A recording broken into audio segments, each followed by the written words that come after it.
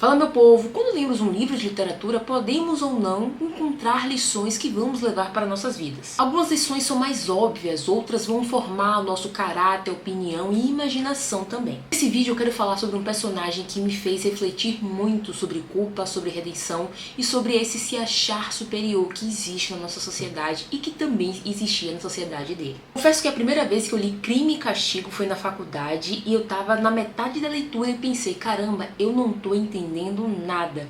E aí, mesmo assim, eu fui até o final, mesmo antes de ler Mortimer Adler, que ele diz o seguinte: quando você não está entendendo o livro, quando esse livro ele é muito complexo para você, não pare de ler. Leia do início ao fim. Essa leitura inicial é muito importante e foi muito importante essa leitura inicial, porque quando eu li, ainda na faculdade, mas já bem madura, eu comecei a entender coisas que eu não havia entendido, nuances que eu não havia percebido no livro, nessa primeira leitura. Essa é uma lição que eu não aprendi no livro, mas aprendi com o livro, que é: continue a ler mesmo que você ache difícil, que você ache complexo, porque tudo no início, quando você está iniciando uma atividade, você ainda não sabe muito bem como se portar, quais são as técnicas, como aplicá-las.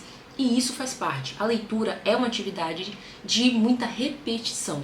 Quanto mais você lê, quanto mais você se expõe a bons livros, a livros complexos, você está construindo um repertório. Esses livros complexos, esses livros difíceis, esses livros até que eu diria chatos, vão se tornar legais, vão se tornar mais fáceis conforme você vai se expondo à leitura. Antes de falar das lições, eu estou dando um alerta de spoiler se você não quer saber o que aconteceu em Crime e Castigo, que eu acho quase impossível, porque além de estar em todos os lugares, esse livro também foi fonte de inspiração para diversas séries e diversos filmes, beleza? Essa primeira lição é a lição maior, que eu diria, do livro, que é a lição desconfortável e dolorosa, que é a culpa. Essa culpa afetou a psique do Raskolnikov e eu diria que conforme a gente vai lendo, a nossa psique também fica afetada e ele é como se fosse a gente, né? Como se a gente estivesse dentro da mente do Raskolnikov. O personagem principal, ele comete o assassinato de uma velha usurária, porque essa velhinha agiota, estava cobrando dinheiro dele porque ele estava devendo. E ele achou melhor matá-la porque ele estava fazendo um favor à sociedade, já que ela era uma nojenta, uma pessoa asquerosa, e por isso que ele estava fazendo esse favor à sociedade. Mas depois do ato, ele até se sente, não é feliz, mas ele não se sente culpado. E conforme ele vai pensando sobre o que ele fez, a culpa vai tomando conta. E quando a gente fala de culpa, não quer dizer que a gente está falando que nós merecemos sentir culpa, mas as nossas ações e as consequências das nossas ações são o nosso legado, né? É a nossa herança.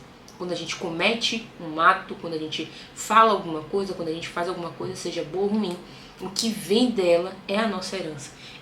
Pertence a gente. Então, a nossa consciência é a nossa melhor amiga e também a nossa pior inimiga nas vezes, né? Essa primeira lição tem muito mais a ver com tomar consciência dos atos, né? De a gente não poder fugir da nossa consciência, e isso vale tanto para o bem quanto para o mal. A gente não vai acertar sempre, mas a gente pode evitar errar muitas vezes, e isso faz com que a nossa consciência fique mais leve, que a gente tenha mais consciência dos nossos atos também.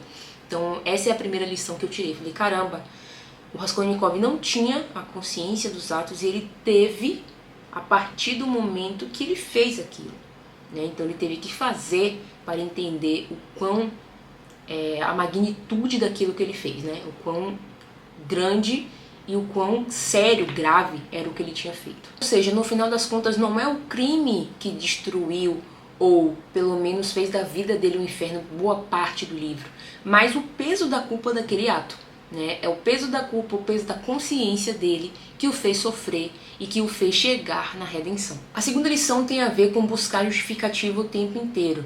E olha só, não tô, vamos dizer, colocando um véuzinho e me chamando de Ave Maria não, tá?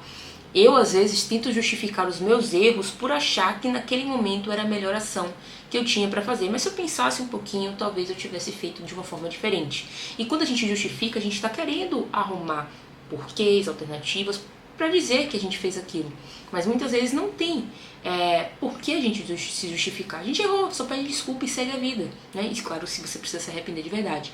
Então o Raskolnikov, ele está a todo momento procurando justificar o seu ato. Então ele o fez porque a velha merecia, ele o fez porque a velha estava o cobrando. Ele, no final das contas, se vê como esse grande homem que pode ultrapassar e está acima dos outros, e esses atos se justificariam por si só, por ele ser esse grande homem. Então ele se vê esse grande homem que pode ultrapassar a moral comum, e isso faz com que ele crie justificativas o tempo inteiro, ficando nesse auto-engano, e só depois que ele vai se dar conta do buraco que ele tá.